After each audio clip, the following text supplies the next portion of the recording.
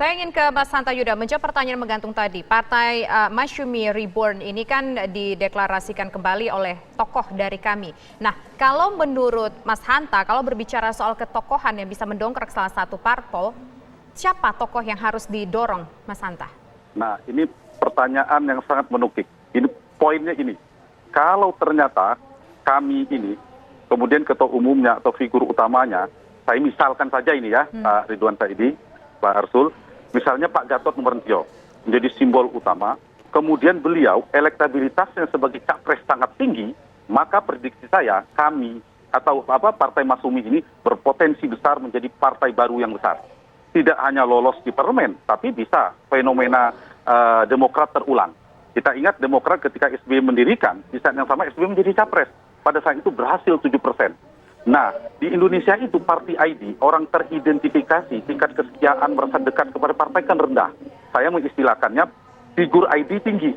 Nah, kalau orang merasa teridentifikasi kepada figur, kalau kemudian ini dilengketkan, ada figur yang kuat, saya kasih contoh, tapi figur kuat itu tidak hanya kuat di internal partai, tapi juga di eksternal, dia menjadi capres kuat, maka prediksi saya, termasuk P3 misalnya, ini Pak Arsul, mohon maaf, misalnya tidak ada ketua figur kuatnya menjadi capres, sementara partai baru ini ada figur capresnya yang kuat. Nah, ini juga menjadi ancaman bagi partai lama, dan partai baru ini berpotensi menjadi partai, ya saya tidak mengatakan partai besar, tapi partai menengah yang lolos parlemen, karena digeret oleh, terdongkrak oleh magnet elektoral si figur yang kuat tadi. Nah, ini yang menjadi salah satu faktor. Tentu ada faktor jaringan, Masyumi jaringan sangat panjang sekali. Kemudian ada faktor mesin-mesin politiknya, ada faktor logistik dan sebagainya. Nah, poin yang paling penting yang saya katakan tadi adalah figur. Kenapa Demokrat bisa bertahan pada saat itu kemudian di pemenang pemilu pada 2009, kalau tidak salah, ya 2009 itu 20 sekian persen, 20,8%, faktor SBY tidak bisa dihindari.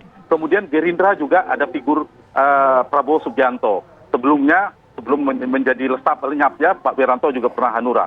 Artinya, cara yang paling instan, cepat untuk mendirikan partai menjadi besar itu dalam konteks Indonesia hari ini harus ada figur kuat. Jangka pendek ya, saya ulangi.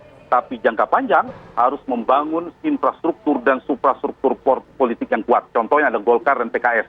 Dia tidak bergantung pada figur.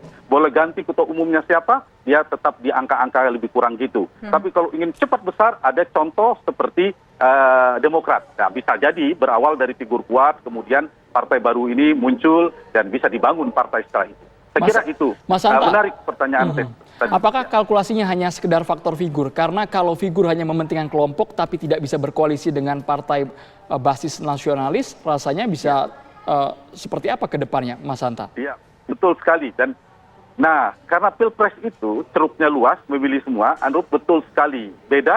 Bedanya tantangannya ya, Pak SBY kan mendiri partai tengah.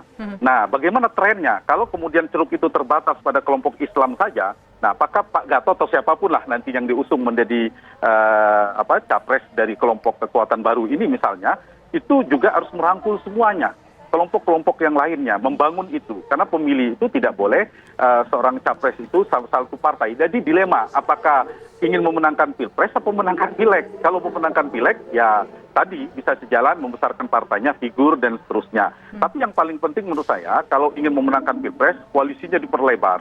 Kalau spektrum ideologi itu kan kalau kita mengistilahkan Islam itu kanan, kemudian ada tengah, di ujungnya ada kiri tanda petik ya, bukan ekstrem kiri ya Babe ya, maksudnya bukan secara ideologi Pak Arsul. Kelompoknya di kanan paling ujung itu kan ada PKS, kemudian digeser sedikit ada PAN, PKB dan P3.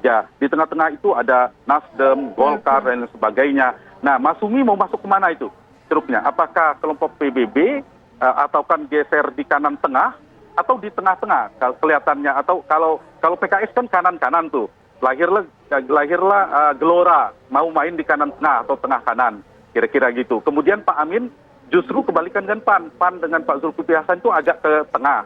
Pak Amin mau tarik ke kanan ke kekuatan umat. Nah, poin saya itu yang harus diambil dari ceruk ideologis. Tapi pemilih kan lagi-lagi bukan hanya soal berbasis ideologis, pemilih sosiologis, ada juga pemilih rasional.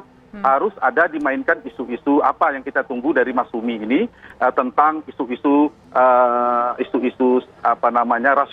rasional, isu-isu strategis tentang kesejahteraan, solusi dan sebagainya. Dan satu lagi pemilih psikologis, pemilih milenial, pemilih muda itu besar jumlahnya.